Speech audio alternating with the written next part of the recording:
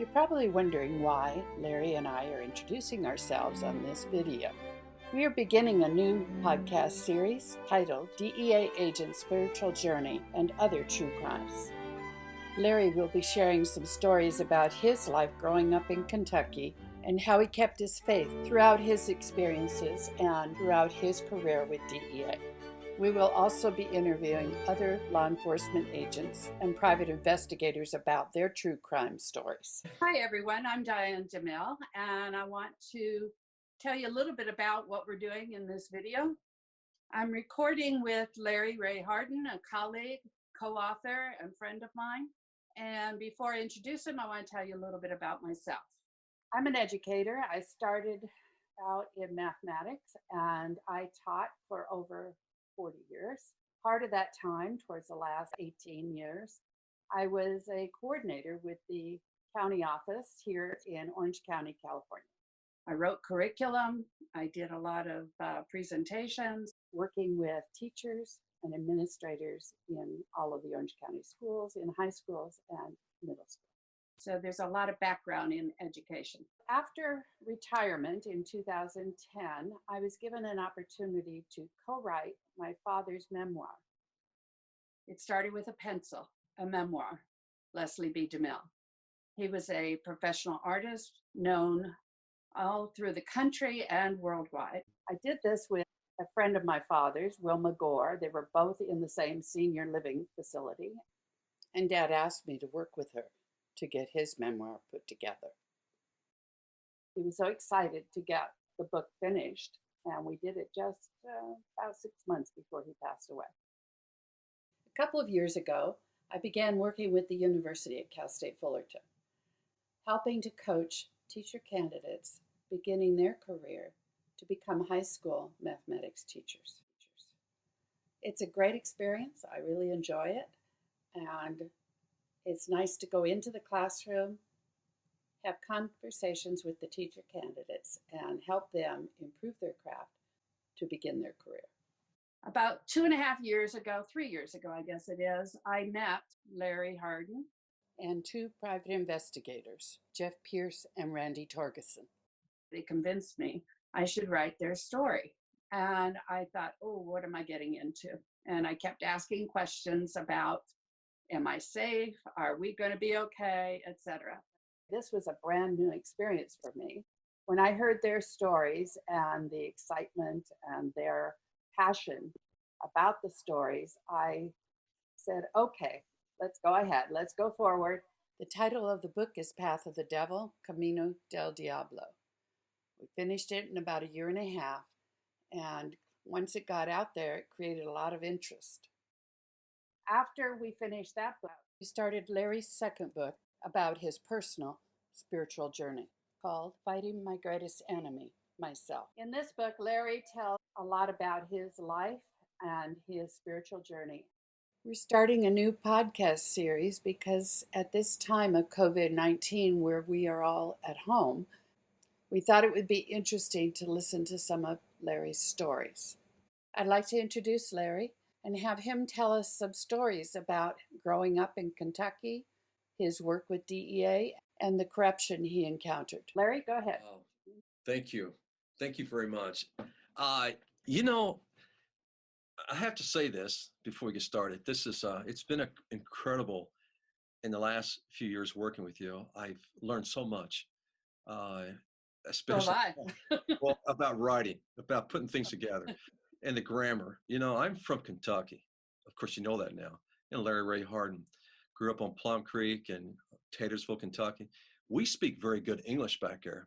The problem is once we leave that environment, leaving that Plum Creek church, then we have to learn another language. It's called English, the correct English. So I'm not a great writer. When I started with DEA, I was very fortunate.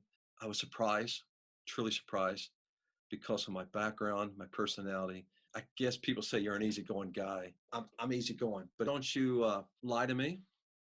Don't you insult me or whatever. I mean, I'm not going to beat you up or anything like that. I just lost respect for you. I just don't have anything to do with you.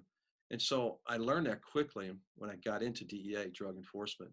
The only law enforcement background I had was with the military. I had a great opportunity to go from Navy over with the Marine Corps.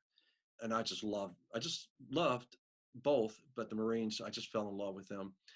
It was just tightness there. There was a group of guys that worked very closely. It was aggressive in nature to go after a bad guy. I do like that. And so that really carried well with me throughout DEA.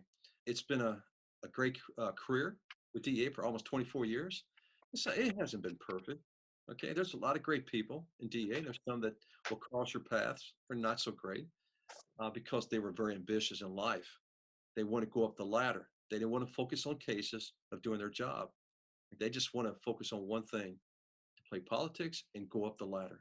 That's nature. That's a normal thing for most people. It's politics. I had to wait after I retired. I had to sign a policy, it's a contract, that I will not talk about the case or any cases or write anything about it. Book deals, magazine deals, interviews, and so on. And so I knew I was saved from the PIs. And you just mentioned their name, PI Jeff Pierce and Randy Turkison, both good people, and other PIs that were involved in the case. When I say the case, it was in Yuma, Arizona, where it took place.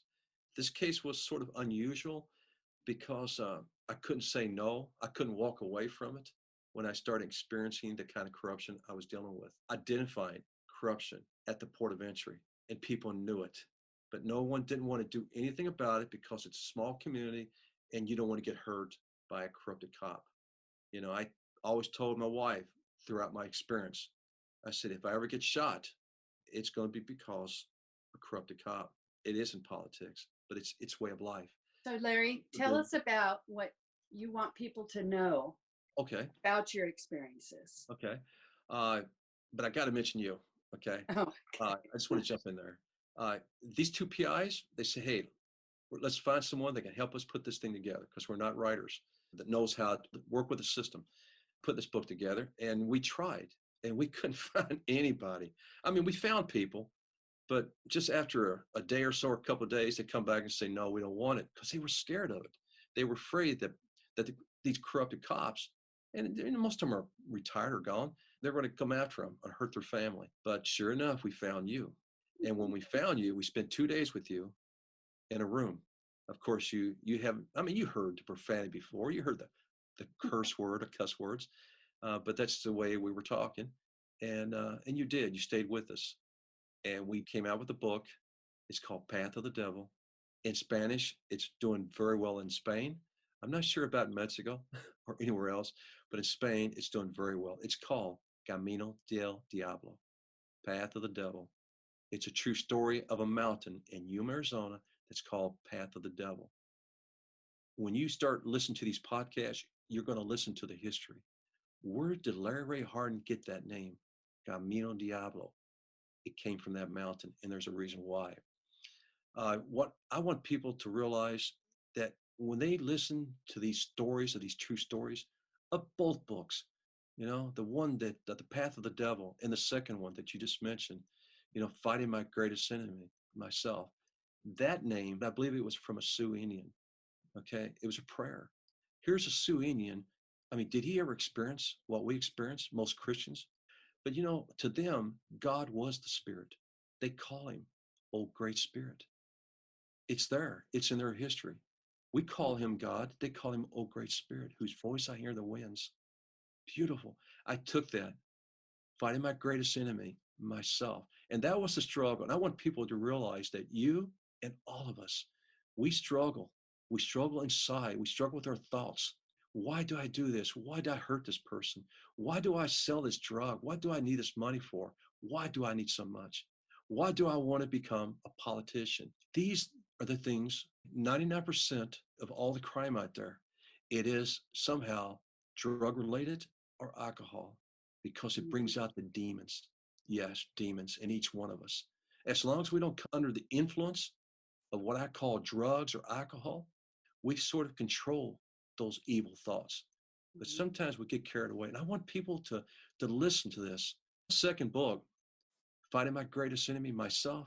The reason why you're going to see someone standing there on the cover in black and you see his eyes, because he's covering his face up shame of what I was going through back and forth, working in a very dark and evil world, because that is the evil world I worked in. But behind, you'll see the cross, you see the dove. I was very blessed. I'm still here today to talk about it. I feel that you're going to learn so much, but don't be surprised when you listen to these stories on podcasts, because these stories, they're no different than mine. Okay, so tell us a little bit about why you're telling the stories and how you're telling the stories. Well, I learned so much from you about this podcast. I've been doing a lot of interviews on the first book with Barnes and Noble, with private bookstores, and also a lot of interviews, a TV show that took place in Spain, and now they're playing the rerun because of this coronavirus. People are just giving me the feedback and say, look, continue to talk about these stories. Well, as you know, one book, Path of the Devil, and now the second book, the ideal podcast, us doing this together, it just they can see me, hopefully, and they can see my expression that this is the truth. This is what I was experiencing in life. Okay. It can be, you don't have to be a DA agent to experience any kind of corruption or bad politics. And you're going to see these stories. You're going to listen to them, my personal stories of the struggle that I was going through. With the bad guys, that's normal. That is a normal thing that we encounter. But when you're dealing with the kind of corruption, people, that you have to trust, United States attorneys, other law enforcement cops, in the port of entry. One of the things we want to mention is that Larry and I are doing these podcasts and talking about the books because we want to get the word out. We want everybody to understand the experiences that have happened to Larry and also to many others. And we're not in it for the money, but we do hope that we can reach a large audience, and that's the whole point of us doing this. Absolutely. That's my belief. I just want them to realize that what we're dealing out there, it is evil. It is truly evil. But there's a lot of good people. I met so many good people, some great people, families that lost their children or someone they know because of drugs. Drugs, it's a problem, but if they let us, we could have won this war many, many years ago. This is not going to happen. Many friends of mine who have read the books and have talked to me about what's going on or been to some of the interviews that we've done out in public, many of them have said the stories were so real. They now have a much better understanding of what's happened there and what kinds of things are going on. Amen. This is something more people should know about. Amen. What are you grateful for in your life because of these experiences? I'm grateful because God had put me on this path. My mom, you mentioned about your father, that he passed away. My belief is Mom never passed away. It's my turn to leave this crazy world someday. We all have to live. If we want to live, we all have to leave. Okay? That's just my belief. It took me a long time. What I want people to realize, that a guy like me, where I came from and who I am, I come close crossing that other side. But with the grace of God, if you just stay with him, he's not going to push you into anything. When people don't want to hear, it's because that other side of the dark side is pushing them so hard for them not to seek the truth. And what is the truth? Remember those words? I read the book. When I teach criminal justice, I cannot talk about my faith, but I do talk about criminal justice. A big part of the second book is about your life growing up in Kentucky. Okay. Can you just mention a couple of sentences or just something about growing up? Sure. I'm the oldest of 8 children. My mom always called me Larry Ray. When she got mad at me, she would say Lawrence Raymond. Mom was a Catholic, very devoted. My dad was a Southern Baptist. Well, it depends what day, I guess. But dad believed, but he struggled. We all in a family. We were very, very materialistic poor. But I never knew we were poor until I started going to school in Taylorsville. It's a public school. Because the Catholic schools, everybody dressed in the same blue pants. If Catholics out there that listen to this, in the days with nuns with the long, the outfit they wore, whatever they call it, but habit. Okay. It's their habit. Well, the children, us, we always dress the same. We have blue pants and a white shirt, short sleeve. But when I started going to the public school in Taylorsville, I didn't realize how materialistically poor we were because some of the clothes were secondhand clothes that we had. We didn't have a bathroom. We were very fortunate to have not one, but we had an outhouse that had 2 seaters in it, 2 seats. In other words, if you can put up with it, you can sit there and talk to your brother. Of course, I was about 7 years old when Dad put a shotgun in my arms. He had to hold it up.